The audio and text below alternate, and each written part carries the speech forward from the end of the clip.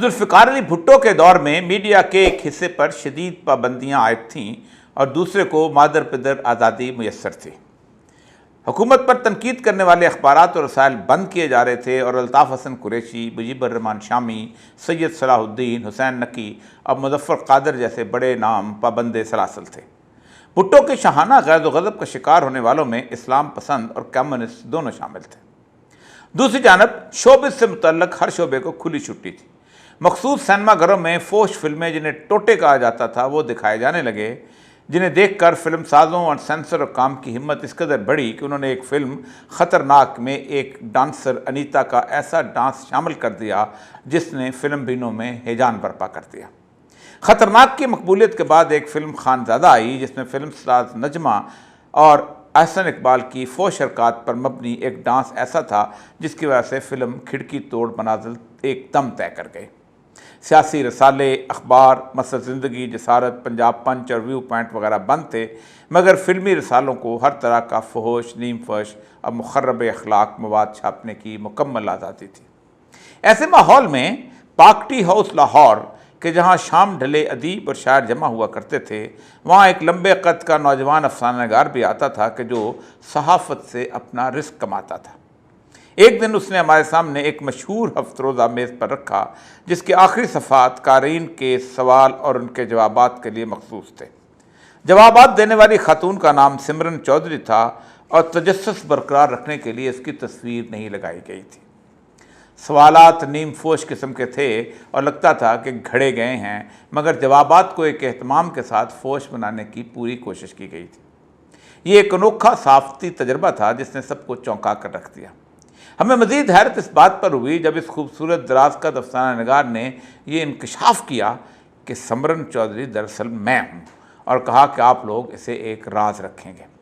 تھوڑے عرصے میں ملک بھر میں سمرن چودھری کے فوش مکالموں کی دھوم مچ گئی اور اس کی دیکھا دیکھی دیگر سالوں نے بھی اپنی اپنی فوش گو خواتین تراش لیں، اور پھر ایک دن اس سمرن چودھری نے ٹی ہاؤس میں یہ انکشاف کیا کہ وہ یہ سب کچھ چھوڑ رہا ہے۔ اس کی وجہ یہ تھی کہ رسالے کے پتے پر لاتعداد خطوط آتے تھے جن میں وہ چند ایک دیوانوں کو جواب دے کر ان سے تحائف بھی وصول کرتا رہتا تھا۔ ایسے میں ایک دیوانے کی دیوانگی اس قدر بڑھی کہ وہ رسالے کے دفتر کے سامنے آ کر بیٹھ گیا اور سمرن کے نہ ملنے پر خودکشی کی دھمکی دینے لگا۔ رسالے نے جوابات کا صفحہ بند کیا اور سمرن چودھری کا کردار بھی خاموش ہو گیا۔ کوئی کہتا شادی ہو گئی ہے، کسی کی زبان پر یہ فقرہ آتا کہ اس کی ماں اسے واپس کوٹھے پر لے گئی، اور کوئی کہتا وہ دبئی میں شیخوں کا دل لبھانے چلی گئی ہے۔ سمرن چودھری تو ایک بہروپیہ تھا جو ایک سوانگ رچا کر لوگوں کے جذبات سے کھیلتا تھا، لیکن جیسے ہی اسے اندازہ ہوا کہ اس کا یہ روپ انسانوں کے لیے اذیت کا باعث بن رہا ہے تو وہ اسے چھوڑ کر ادب کی دنیا میں واپس لوٹ گیا۔ لیکن پاکستان کی سیاست میں جو غلاظت اور گندگی خفیہ طور پر ریکارڈ کی گئی فوش تصویروں اور ویڈیو سے پھیلی وہ ناقابل بیان ہے۔ یہ دھندا 30 سال پہلے شروع ہوا تھا اور آج بام عروج پر ہے۔ یہ ان دنوں کی بات ہے جب بے نظیر کی سیاست میں آمد تھی اور سیاست کے مردان شاہ سواران کے پاس اس عورت کو روکنے کے لیے اس کی کردار کشی کے سوا کوئی اور راستہ نہیں تھا۔ ایک زمانے تک اس کی تصویروں اور ویڈیو کی گونج سیاستدانوں، صحافیوں اور دیگر افسانہ ساز محفلوں تک محدود رہی، لیکن پہلی دفعہ سیاست میں اس کا استعمال 1990 کے الیکشنوں میں ہوا۔ میں اپنی شاعری کی کتاب قامت اپنے دوست سراج منیر کو دینے کے لیے مال روڈ پر ادارہ ثقافت اسلامیہ گیا تو وہاں یادش بخیر حسین حقانی بیٹھا تھا، جس کے پاس آپا نثار فاطمہ کا نوجوان سپوت احسن اقبال بھی تھا، جبکہ میز پر بے نظیر کی ایک نیم برہنہ تصویر کا پوسٹر تھا جسے فائنل کیا جا رہا تھا۔ میں کتاب دے کر واپس کوٹہ آ گیا اور کچھ دنوں بعد خبر ملی کہ وہی پوسٹر جہاز کے لیے لاہور شہر میں گرائے گئے تھے۔ یہ پاکستانی سیاست کا ایک ایسا کریہ موڑ تھا جس نے گندگی اور غلاظت کا وہ دروازہ کھولا جس کی بدبو سے آج ہمارا پورا معاشرہ تعفن زدہ ہو چکا ہے۔ جب کردار کشی کا یہ رنگ ڈھنگ شروع ہوا تو ہر کوئی اپنے مخالف سیاستدان کی کسی ایسے لمحات کی تصویر یا خفیہ طور پر بنائی گئی ویڈیو کی تلاش میں سرگرداں رہنے لگا۔ وہ جنہیں خفیہ کیمروں کی دنیا تک رسائی حاصل تھی انہوں نے تو اسے ہتھیار بنا لیا۔ جس کسی کو زیر دام لانا ہوتا اس کے کمزور پہلو تلاش کیے جاتے اور ان کو فلم بند کر کے اسے بلیک میل کیا جاتا۔ اس مقصد کے لیے کچھ خواتین کو بھی خصوصی ٹریننگ کے بعد مخالفین کے پاس بھیجا جاتا اور جب وہ ان کو دام میں پھنسانے میں کامیاب ہو جاتی تو ان لمحات کو کیمرے پر ریکارڈ کر لیا جاتا۔ اس خوفناک طریقے کے نتائج ایک ساتھ اس وقت منظر عام پر آئے جب جسٹس افتخار چودھری کی برطرفی کا مقدمہ رانا بھگوان داس کی سربراہی میں سپریم کورٹ کا بینچ سن رہا تھا۔ وہاں جب ایسی ہی ویڈیو کا ایک ذخیرہ پیش کیا گیا تو جسٹس خلیل رمدے بھڑک اٹھے اور اسے تیار کرنے والوں کو سب کچھ واپس لینا پڑا۔ پاکستانی سیاست و صحافت میں ویڈیو آڈیو لیک کا رواج اب عام ہو چکا ہے۔ کوئی اسے عیب، خرابی یا برائی تصور ہی نہیں کرتا۔ کوئی یہ سوال ہی نہیں کرتا کہ کون تھا جس نے اخلاق کی دھجیاں بکھیرتے ہوئے یہ ویڈیو یا آڈیو ریکارڈ کی تھی، بلکہ الٹا اسی شخص کی کردار کشی کی جاتی ہے جس کی ویڈیو یا آڈیو سامنے آتی ہے۔ گویا بنانے والوں کا مقصد تو پورا ہو جاتا ہے۔ حالت یہ ہے کہ ٹیلی ویژن یا سرکاری محکموں میں کام کرنے والی خواتین کو لالچ اور دھونس سے مجبور کیا جاتا ہے کہ وہ اپنے کسی باس یا کسی اینکر یا تجزیہ کار کے ساتھ ایسے لمحات کی ویڈیو بنا کرتے ہیں۔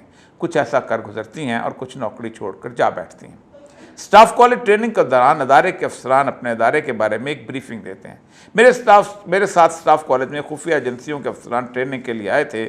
انہوں نے اپنی کارکردگی میں بھی ایسی خواتین کا تذکرہ کیا جو انہوں نے ایسے طریقوں سے راز اگلوانے کے لیے رکھی ہوتی ہیں۔ حیران کن بات یہ ہے کہ خفیہ ویڈیو اور آڈیو کے اس فن کو درجہ کمال تک پہنچانے کا اعزاز بھی اسی شریف کہلانے والے گھرانے کو نصیب ہوا جنہوں نے 90 کی دہائی میں اس کا آغاز کیا تھا۔ پاکستانی سیاست کے 75 سالہ عرصے میں کسی مرد سیاستدان کو بھی یہ جرأت رندانہ کبھی نصیب نہیں ہو سکی جو ان محترمہ کو نصیب ہوئی، جنہوں نے ایک پریس کانفرنس میں پہلے ایک جج کی ویڈیو دکھائی جو خفیہ طور پر بنائی گئی تھی، پھر ساتھ ہی یہ تذکرہ بھی اس شرم و حیا میں ڈوبی خواتون کے ہونٹوں پر جاری ہوا کہ ان جج صاحب کی ایک دوسری ویڈیو بھی شرمناک لمحات سے متعلق موجود ہے، لیکن وہ ان کا ذاتی مسئلہ ہے۔ ایسی ویڈیوز کے بارے میں ان سے جب بھی سوال کیا جاتا تو وہ مخاطب کو یوں جواب دیتی جیسے کوئی رانی اپنی جاگیر پر نازاں ہوں کہ میرے پاس تو ایسی ویڈیوز کا بہت بڑا ذخیرہ موجود ہے۔ بے باکی انسان کے چہرے سے حیا کا زیور نوچ لیتی ہے، اور ایسا ہی ہوا کہ ایک دفعہ محترمہ نے کانوں کو ہاتھ لگاتے ہوئے کہا، میں بیان نہیں کر سکتی کہ یہ کس قسم کی ویڈیوز ہیں۔ اب اس ملک میں یہ تماشا عام ہے۔ تمام چینل اکثر ایسی ویڈیو یا آڈیو نشر کرتے رہتے ہیں جن کے بارے میں وہ کسی کو بتا بھی نہیں سکتے کہ یہ ویڈیو انہیں کس رپورٹر نے فراہم کی تھی۔ ویڈیو یا آڈیو نشر ہونے کے بعد تمام تجزیہ کار اور سیاستدان ان پر گفتگو کرتے ہیں اور پھر خوب کرتے ہیں۔ ان آڈیوز اور ویڈیوز کی قانونی حیثیت یہ ہے کہ یہ کسی عدالت میں اس وقت تک بطور ثبوت پیش ہی نہیں کی جا سکتی جب تک اس کا بنانے والا یہ بیان نہ دے کہ یہ میں نے بنائی ہیں اور اس میں کوئی قطر بیوت بھی نہیں کی گئی۔ اور اسلام کی تعلیمات میں تو یہ اتنا بڑا جرم ہے کہ حضرت انس بن مالک رضی اللہ تعالیٰ عنہ فرماتے ہیں کہ رسول اکرم صلی اللہ علیہ وسلم ایک شخص پر خنجر لے کر حملہ آور ہوئے اور قریب تھا کہ اس کی آنکھ نکال لیتے کیونکہ وہ آپ کے گھر میں دروازے کے سوراخ سے جھانک رہا تھا۔ مگر یہ سب کچھ اس ملک میں ہی کیوں کیا جا رہا ہے؟ غلاظت زدہ ذہنوں میں پلنے والے تحفظ زنہ کیڑے روز کل بلاتے گٹر کی صورت اپنا گند ابلتے ہیں اور یہ معاشرہ دن بدن بدبودار ہوتا چلا جاتا ہے۔